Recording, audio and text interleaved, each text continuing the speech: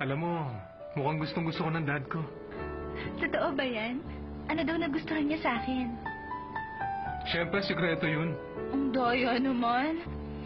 Alam mo, pagkagising ko kanina hanggang ngayon nagkita tayo. Ewan ko ba, pero kinakabahan talaga ako. Iniisip ko kasi kung anong impression nila sa akin. Gusto ko talagang malaman kung ano yun. Gusto kasi nilang magpakasal daw tayo agad.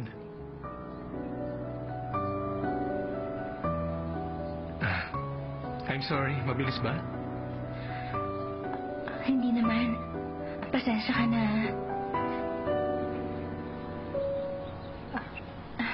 Alam kong nag-propose ka na sa akin bago ko pa man nakilala ang parents mo. Pero teka, sandali. Sobrang bilis naman ang mga pangyayari. Nabigla ako. Alam kong ibig mo sabihin. Alam ko rin na mabilis ako. Naintindihan kita. Pero alam mo rin naman na hindi na tayo mga bata. Kung sigurado tayo sa nararamdaman natin, bakit pa tayo maghihintay? Wala ka bang tiwala sa akin, Emily? Meron naman. Gusto ko. Oo, gusto kitang pakasalan. Pero hindi lang naman pagmamahal ang batayan kung bakit ikinakasal ang dalawang tao. Sabi ni Papa, pagmamahal ang dapat maging pundasyon ng kasal. Sumasang-ayon ako sa kanya. Pero hindi kita pinapressure na sumagot agad. Take your time. Pero sana positive ang sagot mo.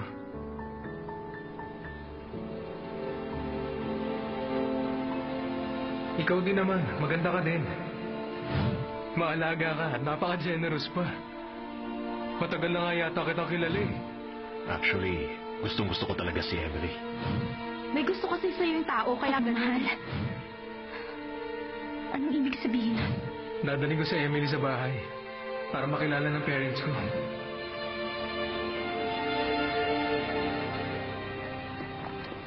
Ay! Ay! Jamie! Jamie, okay ka lang? Ang sakit.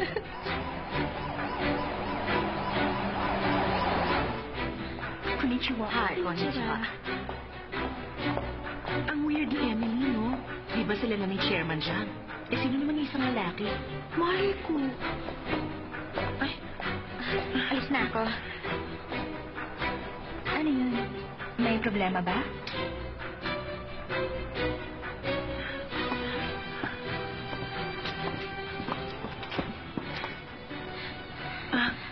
mukha naman siyang normal. Pero kung makapagsalita, ay, nakakainis talaga. Nabwisit ako sa kanya kahapon. May iba pa ba siyang sinabi sa'yo? Wala na. Ang alam ko lang hinahanap ka niya, pero hindi ko alam kung ano pang sinabi niya kay Chairman Jiang. Ay, naku, huwag mong sabihin sinabi ko sa'yo. Nag-promise ako kay Chairman. Sabi ko hindi ko sasabihin sa'yo. Mapapahamak ako niyan.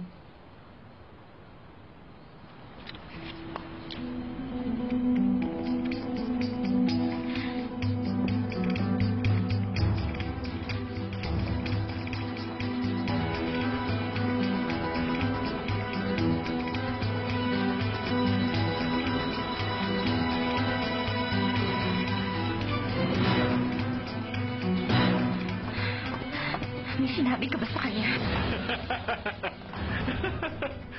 Wow, napatawag ka. Mukhang tinamahan ko ang bulsay ah. Effective nga talaga.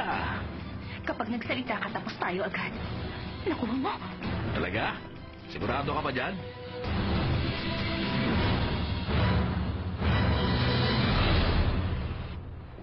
Hindi ko nga alam kung maniniwala pa ako sa'yo eh.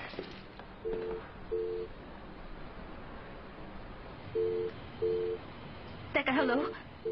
Sandali lang. Hello? Hello, nandito ba ako? Hindi ko rin alam kung aasa pa ako sa'yo eh. Sawa na akong habulin ka. Malapit ka naman kay Chairman Jack Rosa, di ba? Ano?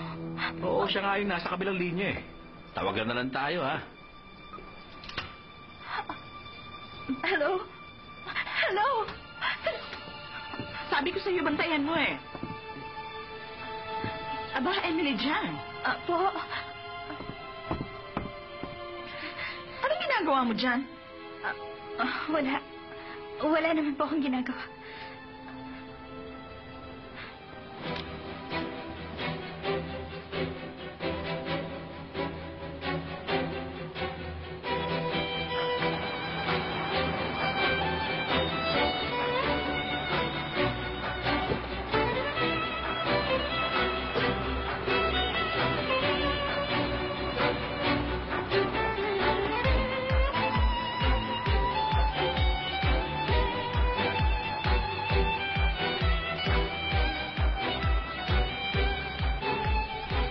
Hindi ko natatanungin kung gaano kalaki ang utang ni Emily sa'yo.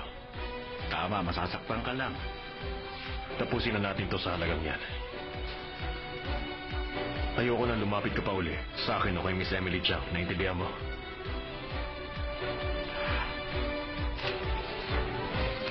Ito ang dahilan kung bakit gusto kong makipagdili sa mayayaman. Ayaw nila nag-aaksaya ng oras.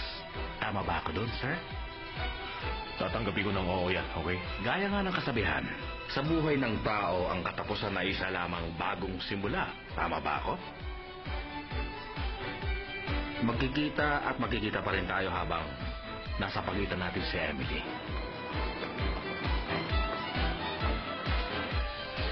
Sigurado akong hindi na tayo magkikita. Tingnan natin.